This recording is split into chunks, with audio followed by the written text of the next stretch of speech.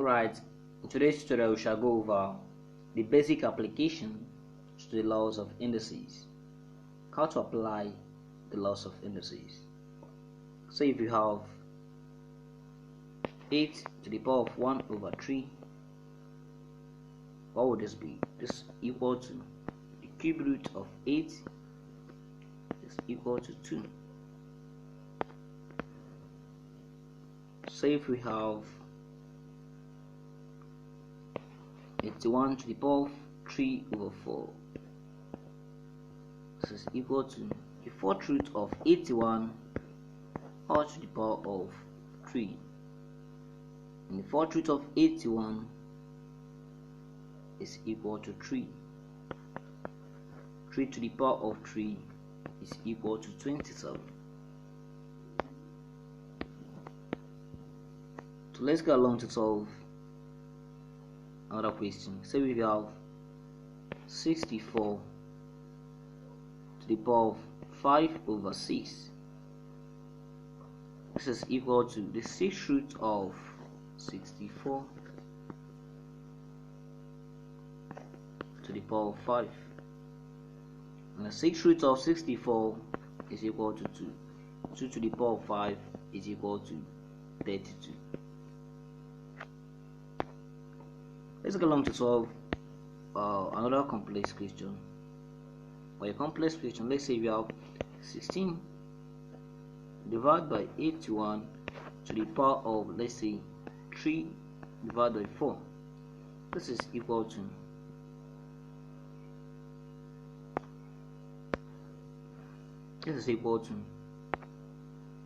the fourth root of 16 divided by 81 all to the power of 3. So we have it to be equal to the fourth root of 16 is equal to 2, and the fourth root of 81 is equal to 3. Remember, it's raised to the power of 3. This is equal to 2 to the power of 3, or you can still write 2 to the power of 3 divided by, let's see, 3. This is 3. Fourth root of 81 is 3.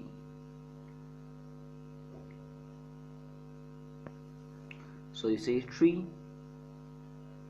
Once again, clean this. So you say 3 to the power of 3. So we have it to be 8 divided by 27. So this is the answer. So let me go along making that question to be in negative index. So if we have, let me say, 16 over 81 again, all to the power of negative 3 over 4. Now it's in negative index. This is equal to 1 over 16 over 81 all to the power of 3 over 4, which will be equal to 1 divided by the fourth root of 16 over 81 all to the power of 3.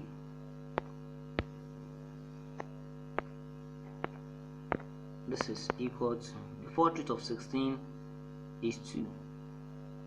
1 over 2 divided by the fourth root of 81 is 3 all to the power of 3. This is equal to 1 over 8 divided by 27. You don't stop here, you go along to evaluate that question. So you have 1 divided by 1 divided by 8 divided by 27. So at this level you change down our division sign to multiplication sign. You have it to be 1 divided by 1 times 27 divided by 8. Whenever you change a division sign to multiplication sign, the numerator becomes the denominator and the denominator becomes the numerator. So now you can say your answer is equal to 27 divided by 8. Answer. So what we have a question that has to do with variables. So we have 2a squared times 4a cubed. This is equal to 2 times a squared times 4 times a cubed. Just write them separately. You have it to be equal to 2 times 4 times a squared times a cubed. At this level, you collect like terms together so you can be able to make a proper evaluation of the question. So 2 times 4 now is 8, and now the base of these variables, they are the same, so you add their powers. So you have times a to the power of 2 plus 3. You have it to be 8a to the power of 5. Your answer. Let's go along to solve another complex question. So if we have, let me say, 9x to the power of 2 divided by 81x to the power of 5. Go along to solve this question.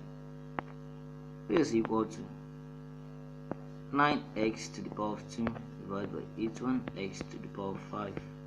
Now you cancel. You have it to be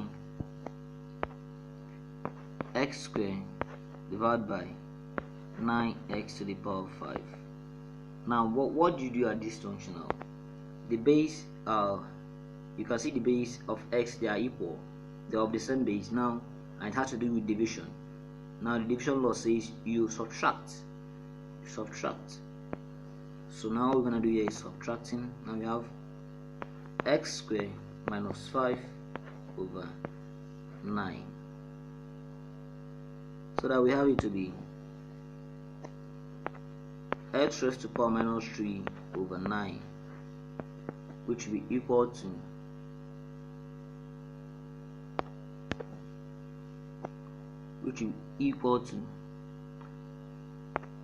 1 over 9x to the power of 3. When this comes down, it's equals to the positive of the inverse. The negative x raised to the power 3 is equals to the positive of the inverse. So this is your answer.